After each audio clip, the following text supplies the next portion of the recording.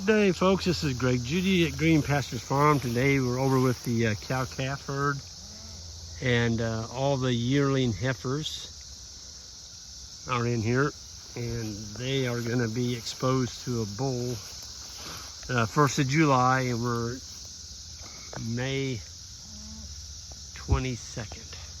It's today. I think there's 98 new calves on the ground, and they're growing like, they're just growing like weeds. They should be. The boys have got the cow-calf herd moving 3 times a day, moving them at 8 o'clock in the morning, around 12:30 to 1 o'clock in the afternoon, and then right now it's 4:30. So they're getting 3 moves a day. It does help get a lot of extra energy into the cow herd. I mean, the calves are just crazy healthy. We haven't had one bit of scours yet. No pneumonia. We haven't given any calves a shot. Yeah. We had one calf that got dehydrated, but other than that, we just haven't had any issues with health. Cows are all milking good. The calves are getting the good milk through the grass, and yeah, life is good. It makes a big difference when you get a rain. Well, there's a pretty calf, little heifer. There's a lot of pretty calves in here. So we started calving. We put the bulls in last year, July 1st, took them out August 31st. And we started, I think we got our first calf April 7th. And in 20 days, we were sitting at around 90. Something like that, 85. They are really tightened up. Given the bulls 60 days, and I mean, these cows, they flat got with it. Let's see. Our biggest calving date, as far as number of calves, was 9. We had 9 in one day.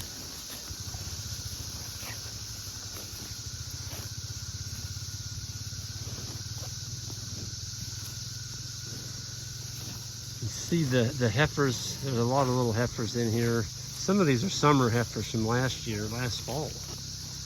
This 31 right there, coming up right there in the middle. She's 131st calf born in 2023.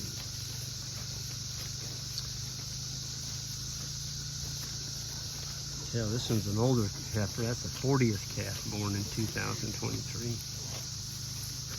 I'm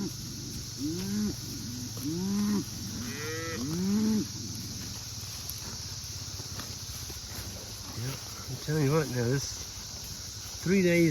3 times a day moves the cows. The boys just move them before they go eat lunch, you know. And Isaac has noticed that the cows get away from the flies. You know, that noon move, they're usually shaded up in the trees up there. If you come out here at noon or 1 o'clock, the cows will get up and they'll go eat, and they get away from the flies for a couple hours. That's big, and they're getting very high energy. Why are we moving them at 1 o'clock? Because that's when the energy is the highest. The bricks, the sugar content is the highest in your grass from about 1 to 3 o'clock. Yeah, so if you're only going to move them once a day, it'd be pretty darn good to move them at 1, because you're going to capture maximum sugar content in your blades of grass. Boy, I tell you what, it's hard to make him any prettier than that little cow right there. 129.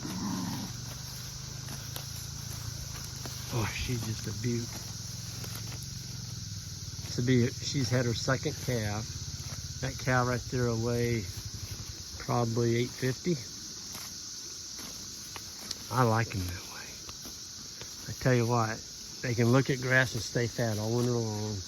They won't bankrupt you, and they can make a living on the grass. You don't have to feed them grain. You don't have to feed them range cubes or breeder cubes to get them to go through the winter and breed back on time.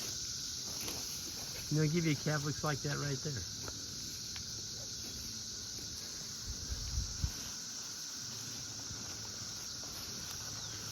Cows are going after it, and the heifers. They're all going after it. This pond down here, we cut all the trees around it on the dam. This is the pond. I'll zoom in on it. You see the water level just barely from here. Folks, it's almost coming out the spillway. That pond was down about 7 foot. Yeah, I mean, I'll tell you how bad it was. We brought a boat over here with a 2 foot long drill bit and a cordless drill, and the boys went out in the pond with the boat and drilled new holes in the pipe down lower and what little bit of water was left in that pond. And you know, that's just a sickening feeling going into spring and not having any water in your pond. And folks, this pond right here is critical. It covers 1, 2, 3, 3 paddocks. There's about 40 acres here, and that one pond is covering all this. And you know, when it doesn't rain for 2.5 years, that's what happens. Yep, that's what happens. I'll get a little closer. I'll show you this pond. It's got the most gorgeous water in it.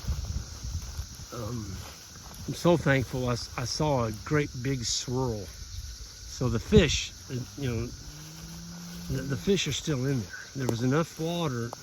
It made it through the winter time. Look at that one. She is a beaut. She's going to be exposed to a bull this year. Tell you what, these cattle are flat. The hair coat's coming off of them. We hit 88 on Monday. The rest of this week's supposed to be in the mid-70s. So we're very thankful for that. I'll take 70s all summer long. Unfortunately, we're not going to have that. There, you can see the water level. See it? Yep. Got it fenced off. We're not letting them in the pond. There's a really nice, we put in a new tank down below it.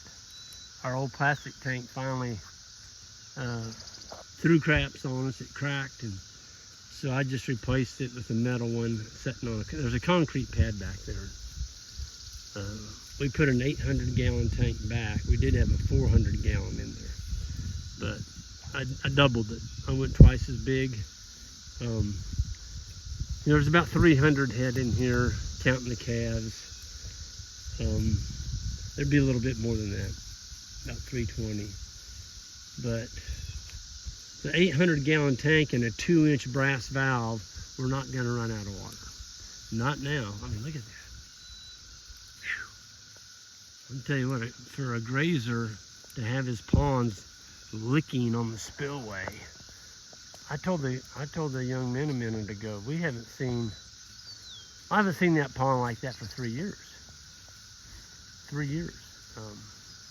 I have not seen it come out the spillway in 3 years. So, you know, droughts are normal. You got a plan to manage for them. And we had a plan. There was another pond up this valley, and we were going to build a lane from all 3 of these paddocks back to that other pond. And it's got an 800-gallon tank on it, and it was only down about 3 foot. It still had another 10 foot of water in it. But you know, you got a pond right here in the same paddock they're grazing in, you can't use it. It's just troublesome, you know. But I think there's only 3 left to calve of the spring calves. And then we won't have anything till this fall because we took the bulls out. We took the bulls out August 31st. I am going to be I'm selling 2 heifers for a friend down south. These are yearling heifers. They are ready to breed in July, and they are pureblood Southpolls. And I do have a short video of them I'm going to be posting. Folks, these are some of the most, they are absolutely gorgeous. If somebody wants 2 really, really nice pureblood Southpolls, they are not registered, but they are purebloods. And I know the herd they came out of. This guy's got really nice stock. And anyway, he's selling 2 of them. And somebody's going to go home with some super, super nice heifers.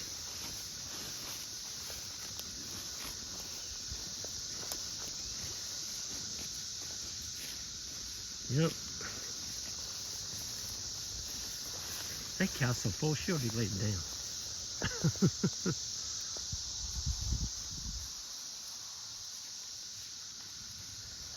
You know you got grass and you only see half your cows when they're standing out there. Folks, I'm going to get out of here. It's a beautiful evening. We got a lot done today over on the new farm. All the boys have chipped in, and we got another pond fenced off, got all the brush removed, the water skirt all fenced in. Oh, it's going to be nice.